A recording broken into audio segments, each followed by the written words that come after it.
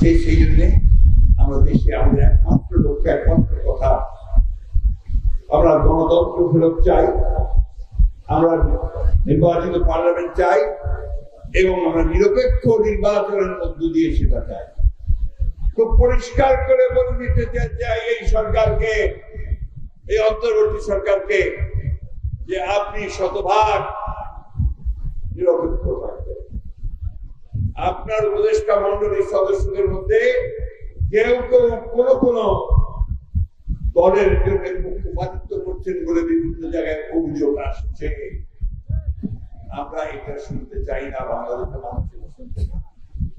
বাংলাদেশের মানুষ সম্পূর্ণ নিরপেক্ষতা চায় এবং নিরপেক্ষ নির্বাচন চায়। আমাদের যারা জানিয়েছে, যারা আমাদের অত্যাচার করতে, নির্যাতন করেছে, তারা পালিয়ে ভারতে গিয়ে আশ্রয় নিয়েছে, তাই না? কোথায় আশ্রয় নিয়েছে? ভারত সবসময় চেষ্টা করেছে বাংলাদেশের মানুষকে কি করে বিপদে ফেলবে। তারা